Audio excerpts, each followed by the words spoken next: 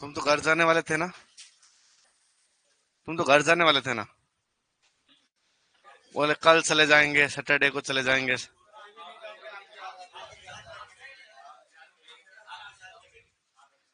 अच्छा, हमारे साथ? नहीं नहीं, मत चलना भाई हमारे साथ। अच्छा, मैं जाऊंगा तब जाओगे?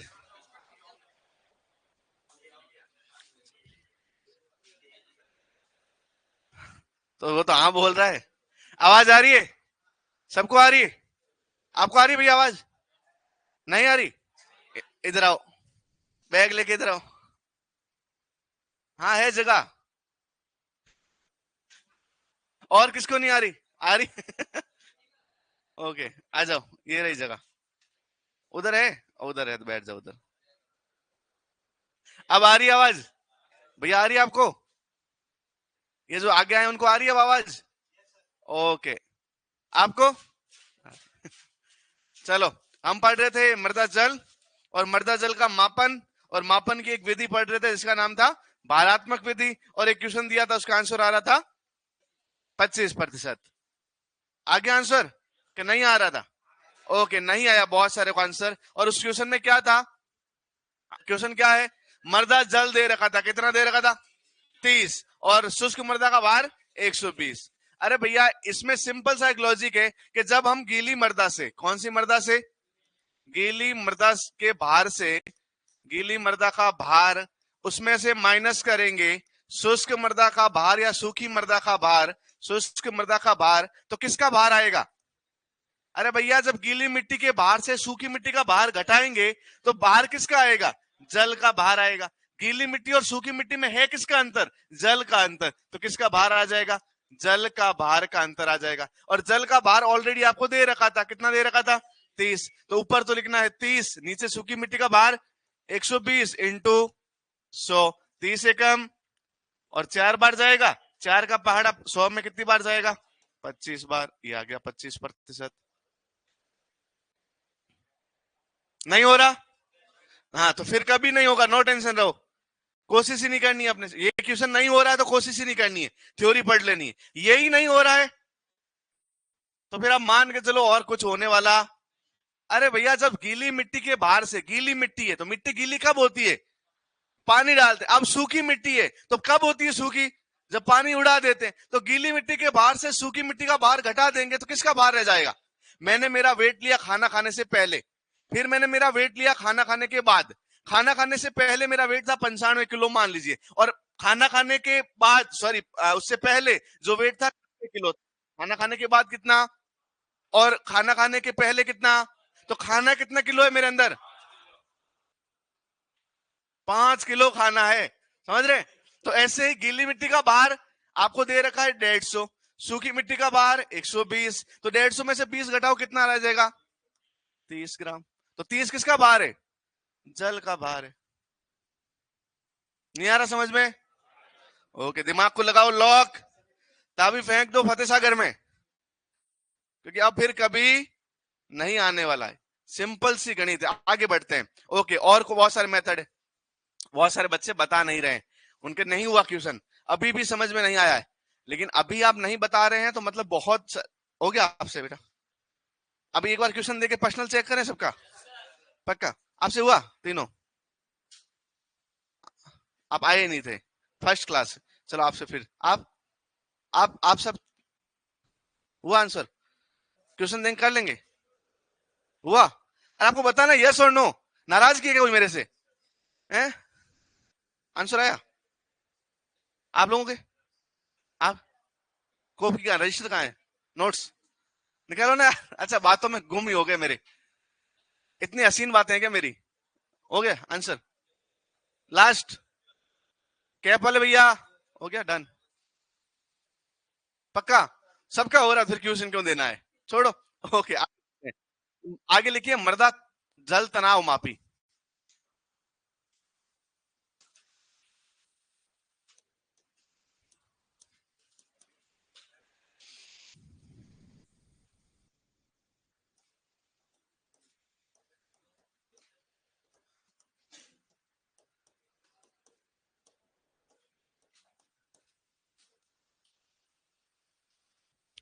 नाम क्या है? टेंसियोमीटर। क्या नाम है? किसने खोज की?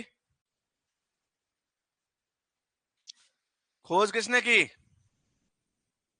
नहीं पता? तो लिखना खोजकर्ता। डिस्कवरी या मैन्युफैक्चर करने वाले जो है वो कौन है? या जिसको बोलते हैं आविष्कारक। नहीं, क्योंकि तो खोज तो कहां हुई होगी, आविष्कार हुआ होगा इसका तो।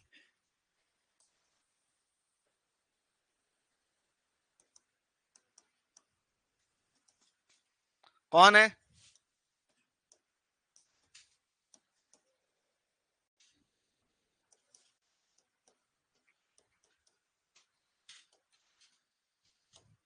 रिचर्ड्स व गार्डनर।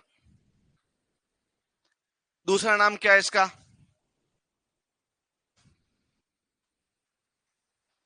अन्य नाम क्या है? तो याद रखना, इसका अन्य नाम है इरोमीटर। क्या नाम है? टेंसियोमीटर का दूसरा नाम क्या है? इरोमीटर। इरोमीटर क्यों कहते हैं? क्यों कहते हैं? क्योंकि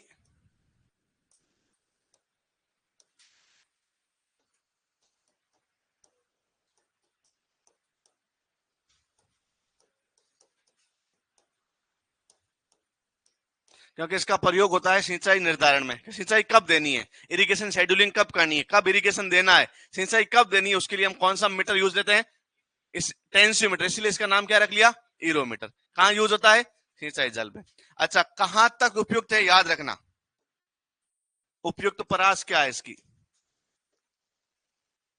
कहां तक ये काम करता है? तो याद रखना, इसकी उपयुक्त परास है 0 से 0.85 बार जल तनाव तक। 0 से लगाकर कहां तक? 0.85। ये याद रखना, यहां तक ये बहुत उपयुक्त है।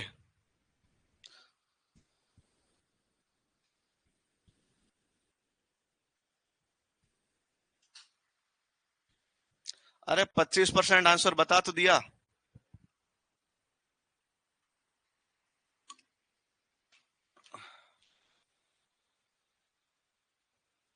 और ये दूसरी विधि है मृदा जल तनाव मापी। पहली विधि कौन सी थी? भारात्मक विधि।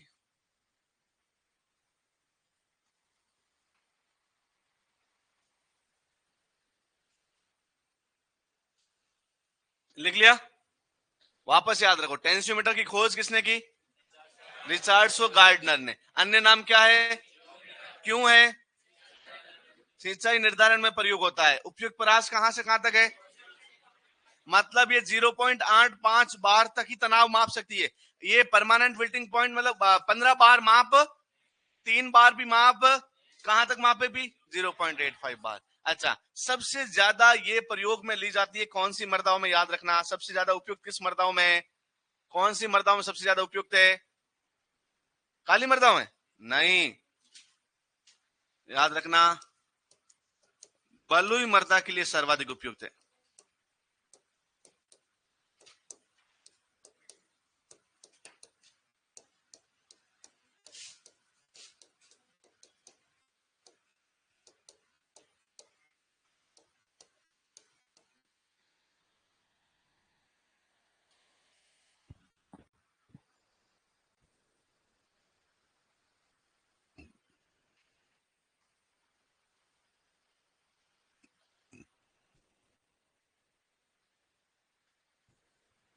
लिख दिया?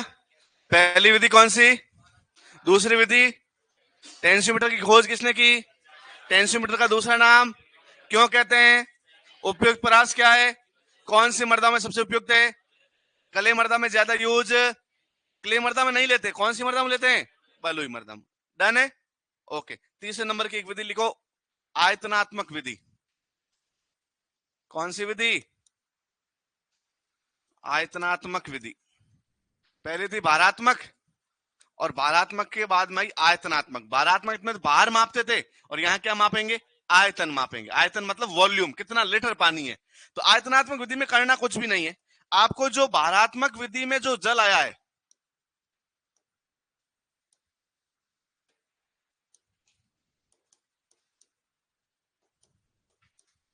भारात्मक विधि में जो जल परसेंट आया ना 25 आंसर आया था, अभी 32.5 आया था सबका, उसके साथ आपको गुणा कर देना है स्थूल घनत्व को। किसको गुणा कर देना है? जब स्थूल घनत्व को गुणा करेंगे तो आंसर किसमें आ जाएगा? आयतनात्मक में। तो आयतनात्मक जल प्रतिशत बराबर आयतनात्मक वॉल्यूमेट्रिक वाटर कंटेंट बराबर क्या होगा? भारात्मक विधि द्वारा जल प्रतिशत इंटू स्थूल घनत्व बीडी। जैसे मान लीजिए किसी का आपका भारात्मक विधि द्वारा जो जल प्रतिशत आया है वो आया है 25%। कितना परसेंट आया है? और बीडी है आपकी 1.5, तो आंसर कितना आ जाएगा?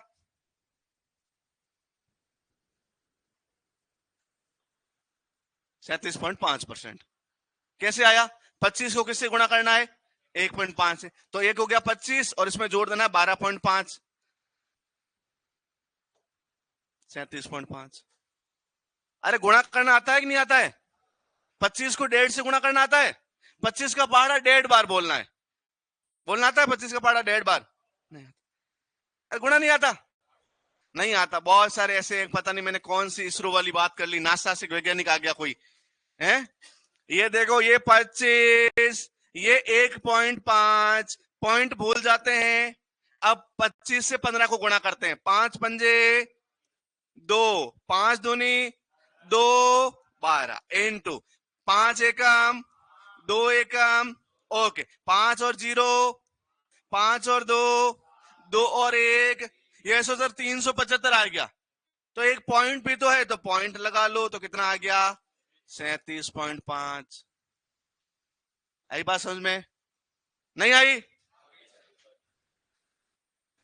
वापस एक बार सिखाऊं ये गुणा करना। इंस्टा वगैरह पे गणित वाले सर हो ना तुम्हारे ऐड, तो ब्लॉक कर देना। उन सर को भी शर्म आएगी कि तुम्हें पढ़ाया है। ओके, एक क्वेश्चन और करवाएं? नहीं करवाएं, क्योंकि ये किया वो भी बहुत बड़ी बात है। बेटा नकल तो मत कर उसमें। तो 37.5%। तो करो। जल है 20% और बीडी है 1.2, तो आंसर कितना आएगा?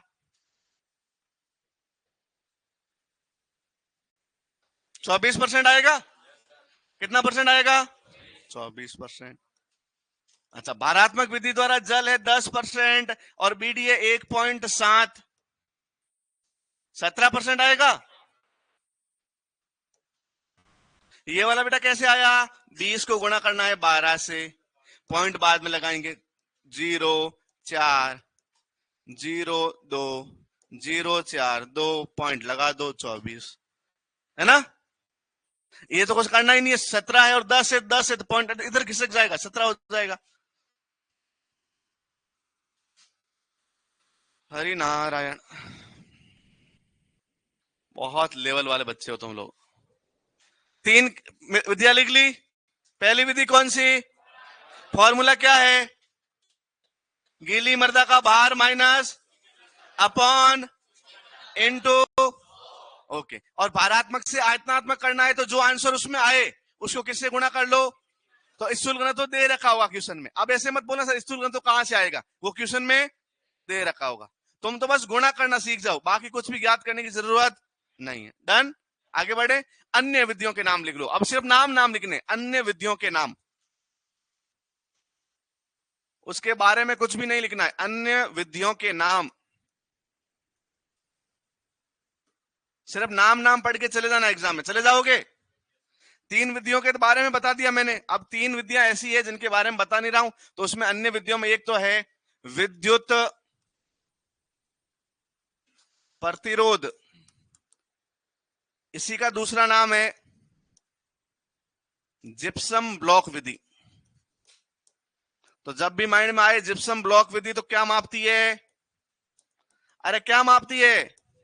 मृदा जल मापती है। क्या मापती है? ओके। दूसरे नंबर पे न्यूट्रॉन नमी मापी।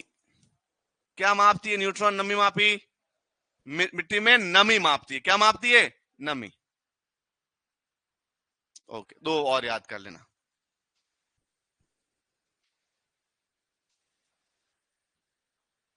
हाँ, जल और स्थूल दिया होगा, नो टेंशन रहो। जो मैंने आपको एग्जाम अभी दिया है बोर्ड में वो दे रखा, सिर्फ गुणा करना आना है। गुणा कर लोगे? क्या पता।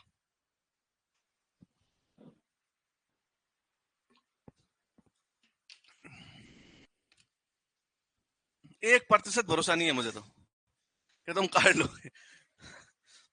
ये नाम याद कर लोगे, विद्युत इलेक्ट्रिकल रेजिस्टेंस विधि। विधि लिख दो। और हाँ आगे। अच्छा, या इसका दूसरा नाम क्या है? Gypsum block. दूसरी कौन सी है? न्यूट्रॉन नमी। ओके, न्यूट्रॉन से नमी मापते हैं। न्यूट्रॉन से क्या मापते हैं? नमी। बस आगे बढ़े। खूब है। अब ये अपने सारे के सारे भौतिक गुणधर्म क्या हो गए?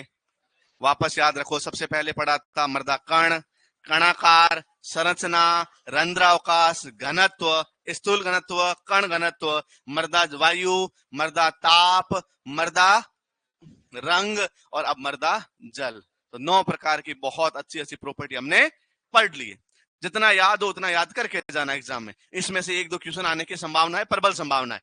तो आ जाए तो बढ़िया कर लेना, नहीं तो नोट्स तो है ही, मम्मी को देना। मम्मी बहुत अच्छे से उपयोग करती है नोट्स का। तुम्हारे लिए टिफिन पैक करेगी। जब तुम जाओगे सुपरवाइजर बन के फील्ड में, तो टिफिन में यही नोट्स आएंगे, रोटी के ऊपर ऐसे चिपके होंगे, मर्दा जल रोटी के ऊपर। नहीं देखा है कभी? अरे कहीं अपने ऐसे रोटी पैक की इस वाले कागज में, और ऊपर रोटी रख दिए, तो रोटी के उस वाष्प की वजह से ये अक्सर पिघल जाते हैं, और पिघल के किस पे चिपक जाते हैं? रोटी पे। अब मर्दा जल रोटी पे, मर्दा जल रोटी खाई, मर्दा जल कहाँ गया? पेट में। पूरा का पूरा मर्दा जल दिमाग में आ जाएगा। जैसे ही तुम्हारा पाचन होगा, डाइजेशन होगा, पूरा मर्दा जल कहाँ? दिमाग में। अब मर्दा जल समझ में आएगा सुपरवाइजर बनने के बाद। ओके, अब नेक्स्ट लिखिए, रासायनिक न्यूट्रॉन से नमी कैसे मापते हैं बताओ सर जी। मैंने इनको गुणा करना सिखाया, उसमें मुझे बहुत प्रॉब्लम आई, तो न्यूट्रॉन से नमी मापना सिखा दूंगा ना, हालत खराब हो जाएगी। ओके, नेक्स्ट लिखिए, मृदा के रासायनिक गुणधर्म। पहले तो कौन से गुणधर्म पढ़े? भौतिक। अब कौन से पढ़ेंगे? रासायनिक। लिखो, मृदा के रासायनिक गुणधर्म।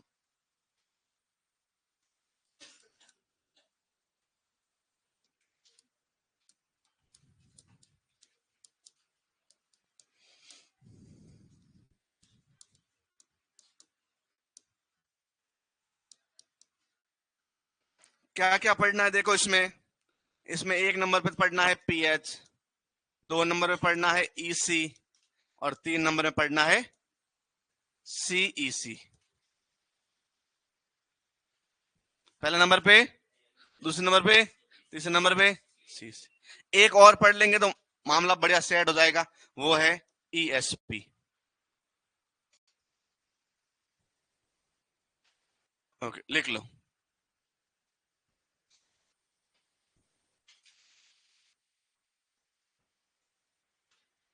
लिख दिया।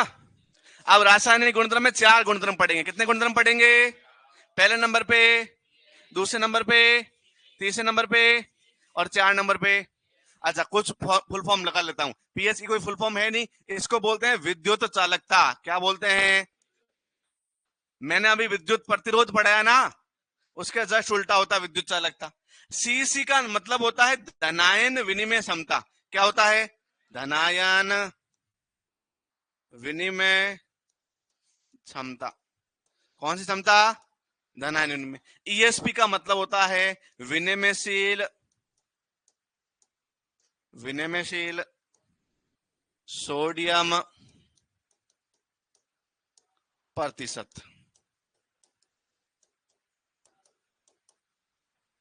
लिख लीजिए।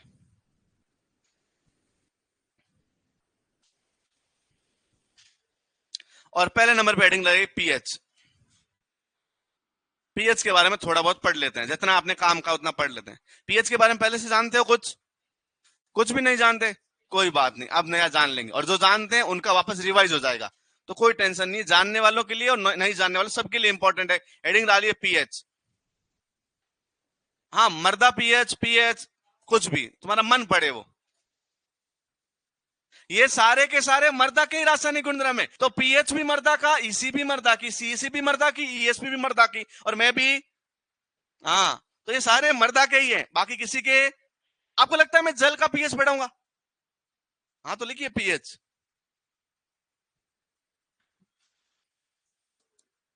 पीएच क्या होता है? पीएच, सबसे पहले पीएच की अवधारणा किसने दी?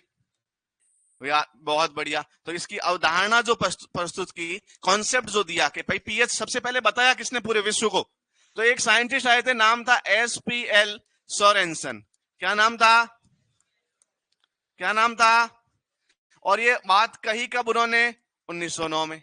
कब कही? अच्छा, पीएच की बात करें तो पीएच होता क्या है? तो याद रखना पीएच क्या होता है। तो पीएच किसी विलयन का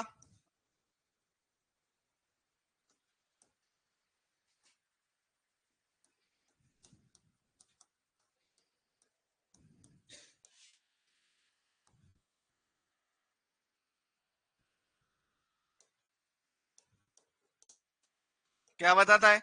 अम्लता व क्षारीयता बताता है। पीएच क्या बताता है? किसी भी विलयन की, विलयन मृदा का हो सकता है, जल का हो सकता है, दूध का हो सकता है, खून का हो सकता है, किसी का भी विलयन है, और उस विलयन का पीएच जो है वो या तो वो बताएगा कि मृदा वो अपना विलयन जो अम्लीय है या फिर वो कैसा है? क्षारीय है। अच्छा, परिभाषा क्या होती है पीएच की? तो याद रखना परिभाषा पूछी जा सकती है। इसकी डेफिनेशन क्या है? तो परिभाषा क्या है? तो पीएच की परिभाषा क्या है? पीएच विलयन में उपस्थित हाइड्रोजन आयनों की सांद्रता का क्या है? ऋणात्मक लघु गुणक है। नेगेटिव लॉगरिथम है लघु गुणक। याद रखना पीएच विलयन में उपस्थित हाइड्रोजन आयनों की सांद्रता का ऋणात्मक लघु गुणक होता है। कौन सा लघु गुणक? ऋणात्मक। एसी नहीं आएगा बेटा, एसी लिखा होगा तुम्हारे, लेकिन कोई नहीं पूछेगा तुमसे एसी। वो फ्लो में लिखवा दिया था उस लास्ट ईयर, लेकिन नहीं लिखना है, कोई नहीं पूछेगा आपसे एसी।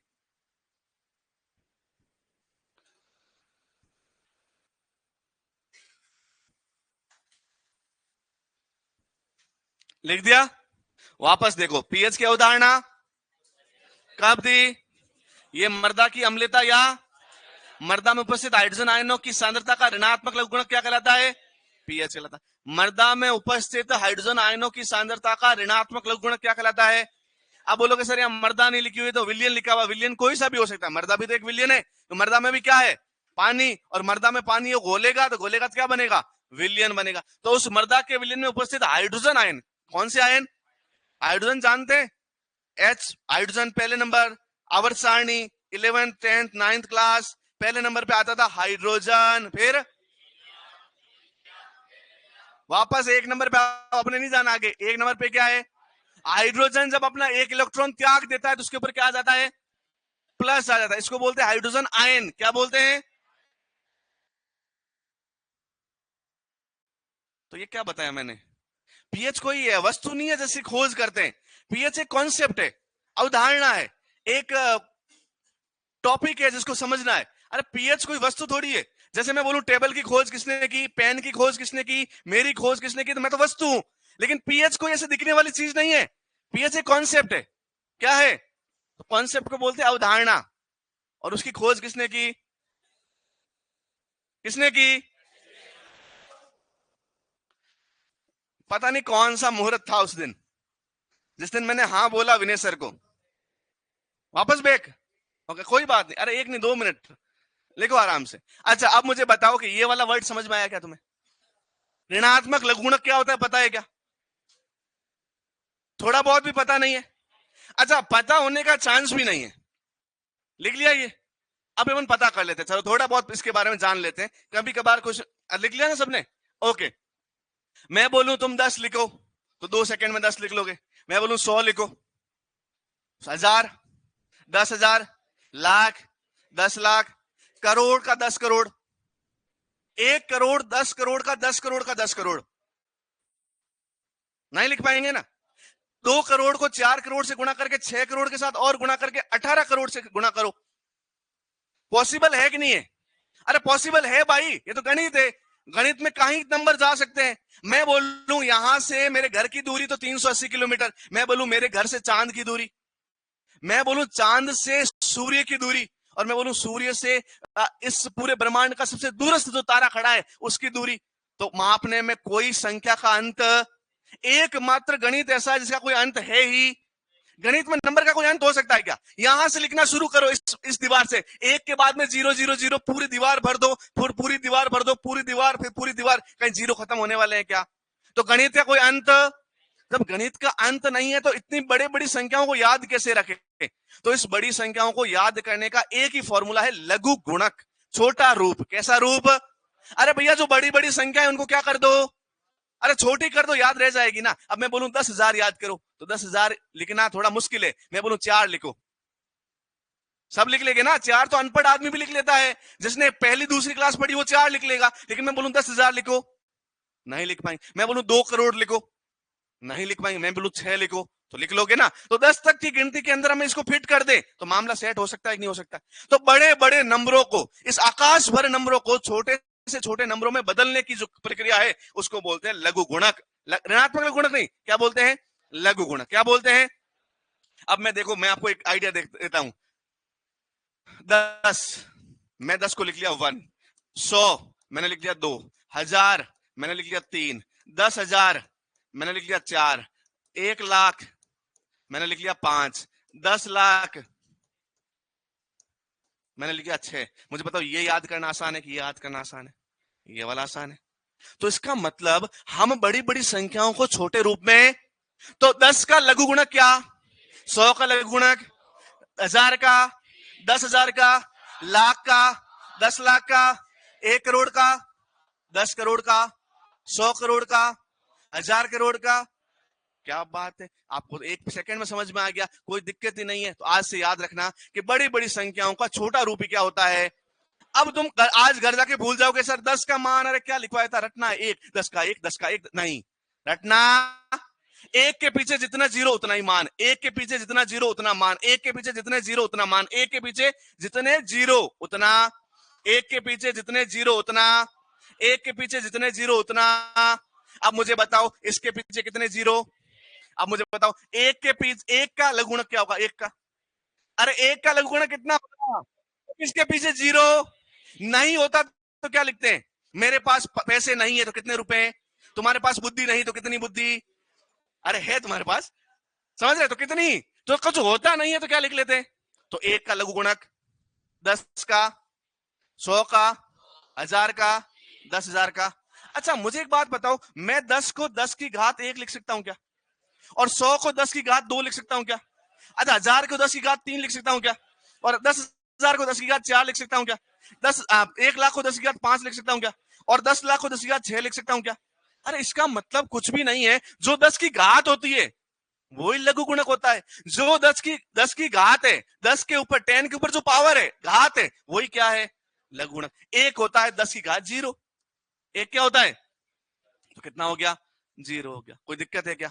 अच्छा ये राशि इस तरफ बढ़ रही है तो पीछे की तरफ भी तो बढ़ सकती है। मैं बोलूं 0.1, 0.01, 0.001, 0.0001, ये भी तो हो सकता है। अच्छा 1/10 और 1/10 को 10 की घात -1 लिखते हैं। क्या लिखते हैं?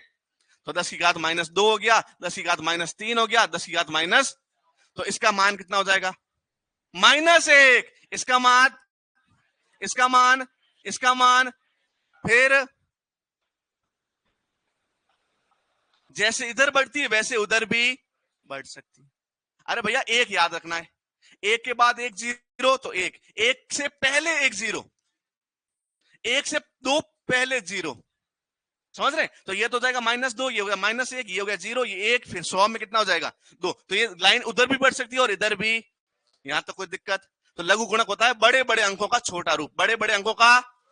आप देखना हमेशा सोइल के अंदर, मिट्टी के अंदर जो हाइड्रोजन आयनों की सांद्रता होती है वो 1 से कम होती है। 1 से या तो 0.1 होगी, या 0.01 होगी, या 0.001 होगी। समझ गए?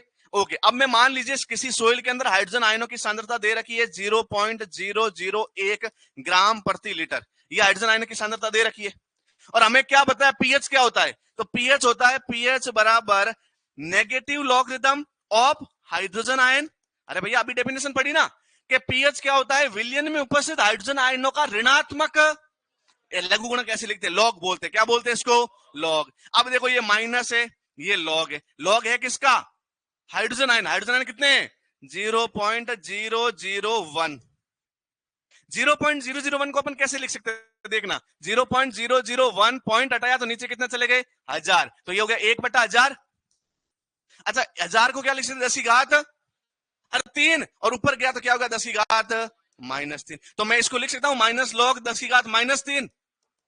अच्छा लॉग 10 की घात -3 का मान कितना होता है, -3 ना, और बाहर और क्या पड़ा है, तो माइनस माइनस क्या हो गए, तो आंसर कितना आ गया, प्लस का 3 आ गया। क्या आ गया, यही है पीएच। तुम कहां यहां अटक गए थे कि यहां अटक गए, बहुत सारे यहां अटके, फिर ये अटक गए, फिर ये तो समझ में नहीं आया किसी को, ये क्या चल रहा है, नहीं आया, तो नहीं आया तो कोई दिक्कत नहीं है। अब आपको मैं तो समझाने का मेरा काम था, एक कभी आपसे नहीं पूछा जाएगा पीएच याद करने का, पूछा नहीं जाएगा तो कोई दिक्कत है नहीं। लेकिन एक बात लिख लो, पीएच का मान होता कहां से कहां तक है, तो लिखो पीएच स्केल कहां से कहां तक होती है, पीएच स्केल का मान कहां से कहां तक होता है, 0 से 14 तक। 0 से 6 तक तो क्या होता है, अम्लीय। 8 से लगाकर 14 तक क्या होता है, और पीएच मान 7 का मतलब क्या होता है, उदासीन।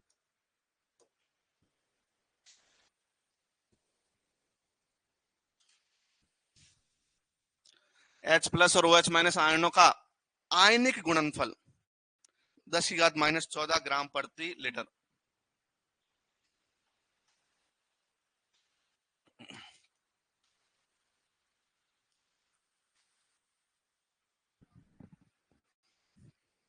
लिख लिया, 0 से लगाकर 0 से 6, 8 से 14, 7 उदासीन। कोई दिक्कत, आगे बढ़े, इससे आगे बढ़े और ओके। पीएच ज्ञात किससे करते हैं, बहुत बढ़िया। अरे पीएच स्केल से नहीं ज्ञात करते,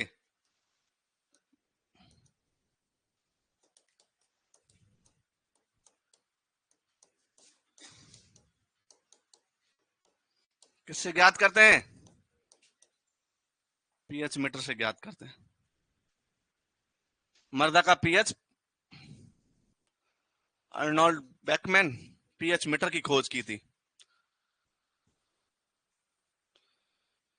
पीएच मीटर की खोज करता कौन है, अब ये वस्तु है पीएच मीटर, तो इसके खोज करता होंगे, इसके आविष्कारक होंगे, खोज करता कौन है इनके, पीएच मीटर के। एक नाम था, आदमी था बैकमैन, क्या नाम था, अरे जेटमैन नहीं, बैकमैन। पीएच मीटर, पीएच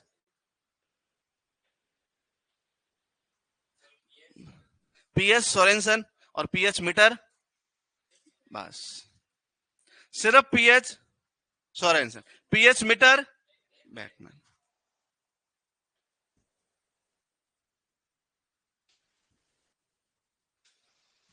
लिख दिया सबने, समझ में आई बात।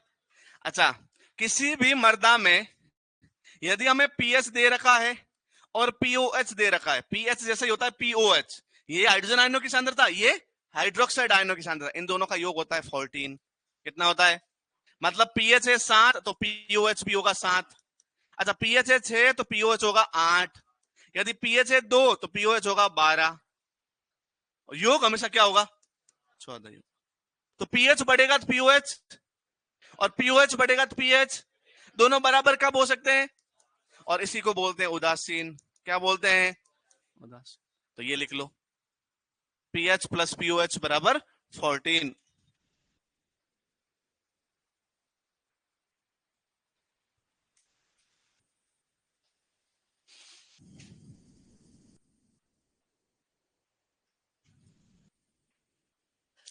दूसरी हेडिंग लगाओ ईसी। विद्युत चालकता। कौन सी चालकता? हम्म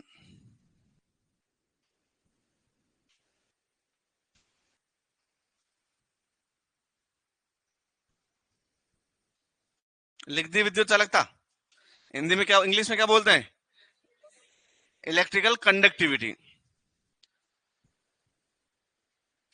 विद्युत चालकता। अच्छा, विद्युत चालकता मिट्टी में या मिट्टी के किसी विलयन में या जल में विद्युत कितना प्रवाह होगा, विद्युत कितना चलायमान होगा, चालक होगा, ये बताता है। लाइट में करंट आता है, तार पकड़ो, नंगे तार पकड़ो तो करंट आता है। क्यों? क्योंकि तार में क्या होता है? विद्युत का प्रवाह। क्या होता है? अच्छा, लकड़ी लकड़ी लकड़ी है, सूखी है एकदम, उससे करंट आ जाएगा क्या? नहीं आएगा। इस लकड़ी में करंट आ जाएगा क्या? नहीं। इसके नीचे लगी हुई लोहे की रोड में करंट आ जाएगा, वायर में करंट आ जाएगा। तो ऐसा क्यों है? क्योंकि कुछ चीजें तो होती है विद्युत की चालक और कुछ चीजें विद्युत की चालक नहीं होती। अच्छा, किसी भी पदार्थ में विद्युत का चालन जो होता है वो दो वजह से होता है। कितनी वजह से होता है? कितनी वजह से होता है?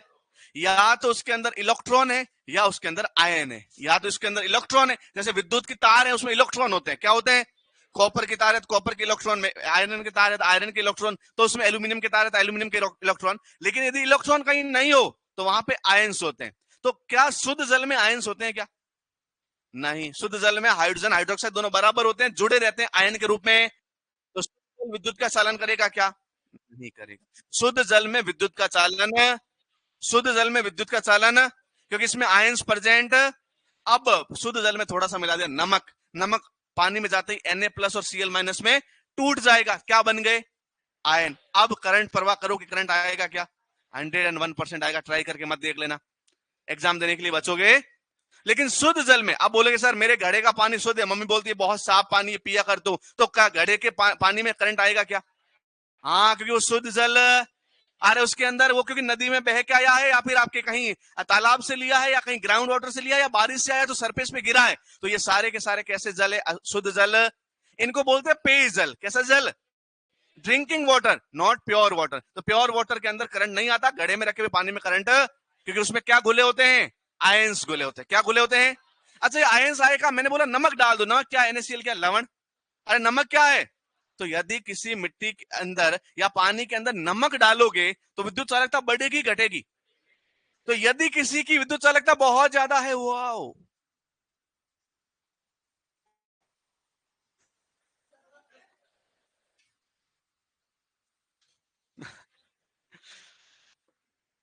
मुझे तो ऐसा फील आता है कि मैं कोई गलत क्लास को पढ़ा रहा हूं। तुम आर्ट्स के विद्यार्थी हो, हैं? साइंस के हो क्या?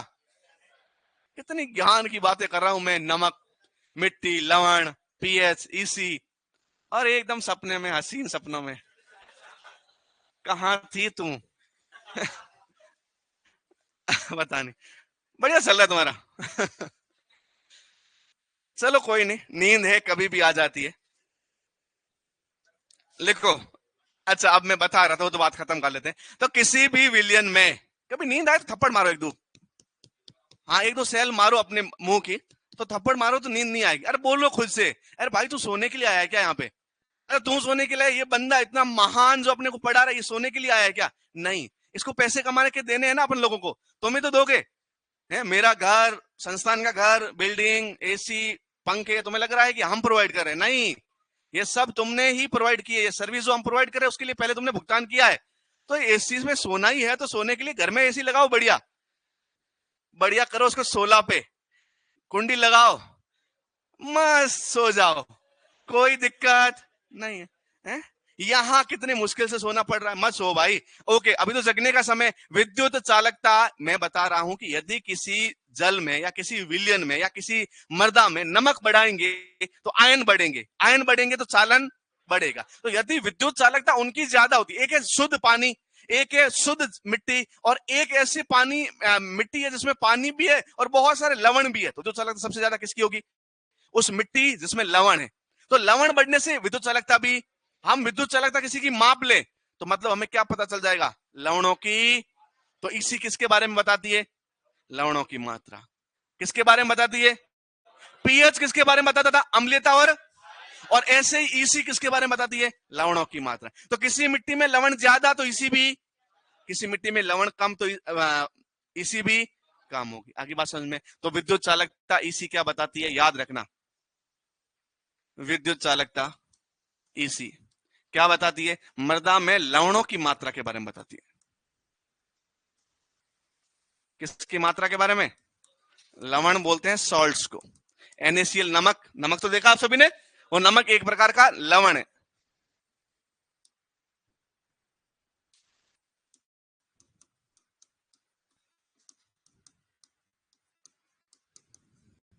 यदि किसी मृदा की ईसी अधिक है तो उसमें लवण की मात्रा भी अधिक होगी। बात सिंपल सी बात याद रखना, क्योंकि लवण ही विद्युत चालकता को बढ़ाता है। यदि किसी मृदा में उसकी ईसी कम है तो लवणों की मात्रा भी कम होगी। यदि किसी मृदा की ईसी ज्यादा तो लवण की मात्रा भी ज्यादा। यदि किसी मृदा की ईसी कम तो लवण की मात्रा भी। कौन सी वाली मिट्टी ज्यादा बेहतर है दोनों में से? जिसमें कम है, जिसमें क्या है, ये वाली मिट्टी मिट्टी बेहतर है। तो अब मिट्टी का बेहतर है कि नहीं? अपनी मिट्टी बेहतर है। आपके घर के आसपास की मिट्टी आपने देखा हो ना कि बहुत बार किसान बोलते हैं कि मृदा की जांच करवानी है, तो जांच में क्या करवाएंगे? वो ईसी की जांच करवाएंगे। यदि ईसी ज्यादा आई मतलब उसमें लवण, तो मतलब वो काम की, उनके लवण कम करने पड़ेंगे। और यदि ईसी कम आई तो मतलब लवण पहले से ही, तो कोई दिक्कत नहीं है। फिल्टर वाले पानी में भी करंट आएगा, कोशिश मत करना, क्योंकि फिल्टर वाला पानी सिर्फ अधिकतम जितना आपके ज्यादा है कोई लवण तो उसको साफ करता है। कोई हानिकारक तत्व तो उसको साफ, पूरा का पूरा पानी साफ। यदि प्योर वाटर तुम पीने लग जाओ 1 महीने में या 15 दिन में, तुम्हारी क्या हो जाएगी? डेथ हो जाएगी। तो प्योर वाटर एकदम शुद्ध जल, अशुद्ध जल पीना नहीं होता है। लिख लिया ये? ईसी किसके बारे में बताती है? ईसी ज्यादा तो लवण भी, ईसी कम तो लवण भी। कौन सी मिट्टी बेहतर? कम लवण वाली। कौन सी लवण वाली? ज्यादा लवण वाली बेहतर। अच्छा, पीएच की इकाई क्या होती है? पीएच की क्या इकाई होती है? तो याद रखना, पीएच इकाई हीन होता है, कोई इकाई नहीं होती है। पीएच की कोई इकाई, पीएच नंबर है, और नंबर की कोई इकाई होती है क्या? नहीं, कोई इकाई नहीं होती। लेकिन ईसी की इकाई क्या है? ईसी की इकाई क्या है? तो याद रखना, ईसी की जो इकाई है, यूनिट जिसको बोलते हैं, किसमें मापते हैं? तो ईसी को मापते हैं दो चीजों में, याद रखना। एक है डेसी साइमन, डेसी साइमन प्रति मीटर, या अच्छा इसको लिखते कैसे डेसी साइमन प्रति मीटर को? DS/m, या इसको मापते हैं, 10वीं में ओम का नियम पढ़ा था। ओम का किसका नियम था? ओम का नियम क्या बताता है? विद्युत प्रतिरोध बताता है। ओम का नियम क्या बताता है? ओम लिखते हैं ऐसे, OHM। विद्युत प्रतिरोध जो होता है ना, विद्युत चालकता का उल्टा होता है। कोई जा रहा है उसको रोक रहे हैं तो प्रतिरोध, जाने दे रहे हैं तो चालकता। तो प्रतिरोध का उल्टा चालकता, चालकता की उल्टी प्रतिरोध। तो प्रतिरोध का जो मात्रक होता है वो होता है OHM, इसकी उल्टी होती चालकता तो MH। तो ये हो गया महो। क्या हो गया? और महो को छोटा करोगे तो हो जाएगा मिली महो, और मिली महो बहुत सारे तो नाम हो गया मिली महोज प्रति सेंटीमीटर। लिखते कैसे हैं? ये मिली, ये महोज, ये प्रति सेंटीमीटर। ये दोनों इकाइयां याद रख लेना।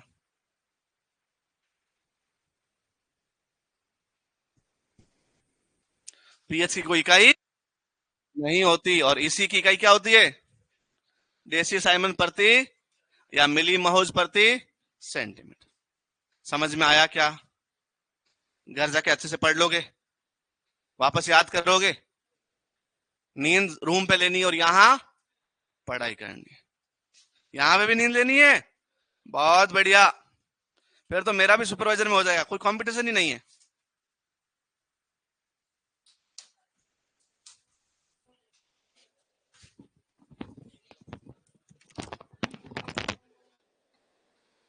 टेस्ट हुआ था क्या?